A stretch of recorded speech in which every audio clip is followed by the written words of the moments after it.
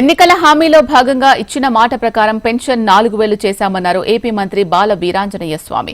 ప్రకాశం జిల్లా కొండేపి నియోజకవర్గం సూరారెడ్డిపాలెంలో ఎన్టీఆర్ భరోసా పెన్షన్ల పంపిణీ కార్యక్రమంలో మంత్రి బాల వీరాంజనేయ స్వామి పాల్గొన్నారు. ఇంటింటికి తిరుగుతూ లబ్దిదారులకు పెన్షన్ పంపిణీ చేశారు. గత ప్రభుత్వం కేవలం చివరి 3 నెలల్లో మాత్రమే 3000 పెన్షన్స్ ఇచ్చింది అన్నారు. కూటమి అధికారంలోకి రాగానే ఎన్నికల్లో ఇచ్చిన హామీ ప్రకారం లబ్దిదారులకు 4000 పెన్షన్ ఇస్తున్నామన్నారు మంత్రి బాల వీరాంజనేయ స్వామి.